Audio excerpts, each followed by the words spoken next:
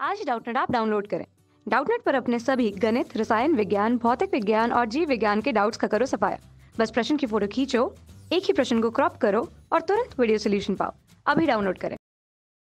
Hello student, इस प्रश्न में हमसे पूछा गया है कि प्रकाश की अनुप्रस्थ प्रकृति सिद्ध होती है। हमें पूछा गया है कि प्रकाश की अनुप्रस्थ प्रकृति इन चारों में से किस प्रक्रिया के द्वारा सिद्ध होती है। ठीक है, तो हम देखते हैं, एक एक करके सारे ऑप्शन की बात करते हैं। पहला है परावर्तन द्वारा। हमें पता है परावर्तन उस प्रक्रिया को कहते हैं जिसमें जो प्रकाश की किरण होती है वो एक किसी मिरर से यानी किसी शीशे से टकराकर, किसी दर्पण से टकराकर और फिर वापस उसी दिशा में, वापस उसी माध्यम में चली आती हैं। ठीक है, इसको परावर्तन बोलते हैं और इससे कोई भी अनुप्रस्थ प्रकृति सिद्ध नहीं हो रही। ठीक, अब देखते हैं व्यतिकरण क्या है। व्यतिकरण उस प्रक्रिया को कहते हैं जिसमें प्रकाश की किरणें, मान लेते हैं किसी और माध्यम से, मान लेते हैं प्रिज्म से गई, तो प्रिज्म में जाने के बाद से क्या होता है कि ये अपना जो मार्ग होता है, अपने रास्ते का जो मार्ग होता है वो थोड़ी सी चेंज कर लेती हैं।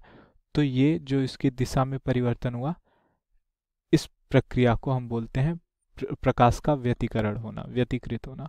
ठीक है, तो इससे भी कोई अनुप्रस्थ प्रकृति की सिद्ध नहीं होती है।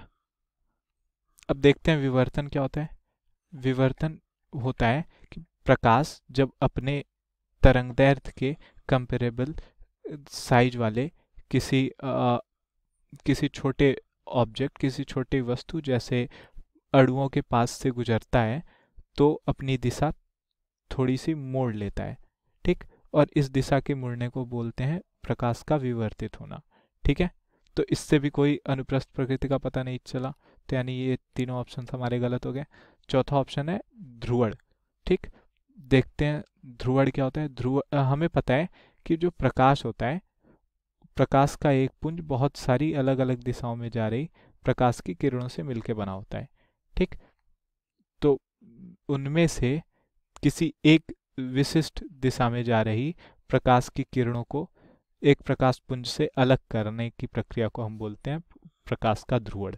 ठीक, ये होता कैसे है। हमें पता है कि प्रकाश की जो किरणें होती हैं वो, उनका मुख्य दो कंपोनेंट होता है।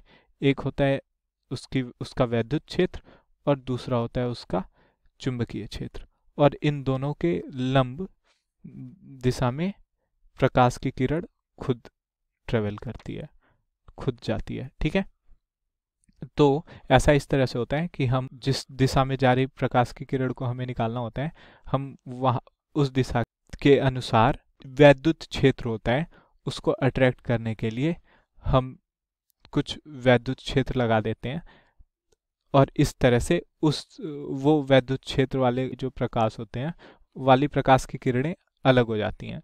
ठीक है, तो इस तरह से ध्रुवण के द्वारा हम एक विशिष्ट दिशा में जा रही प्रकाश की किरणों को अलग कर सकते हैं। ठीक है, तो ध्रुवण के द्वारा, जैसा कि हमने देखा कि ध्रुवण के द्वारा ही ये सिद्ध हो जाता है कि अनुप्रस्थ प्रकाश एक अनुप्रस्थ किरण है और प्रकाश की अनुप्रस्थ प्रकृति सिद्ध हो जाती है। ठीक है, तो हमारा उत्तर हो गया केवल ध्रुवण द्वारा प्रकाश की अनुप्रस्थ प्रकृति सिद्ध होती है। ठीक है, आई होप आप लोग को वीडियो समझ में आया होगा। धन्यवाद। कक्षा 6 से 12वीं से लेकर नीट, IIT, JEE वो एडवांस के लेवल तक 1 करोड़ से ज्यादा छात्रों का भरोसा। आज ही डाउनलोड करें डाउटनेट ऐप या व्हाट्सएप करें अपने सारे डाउट्स 8400 400 400 पर।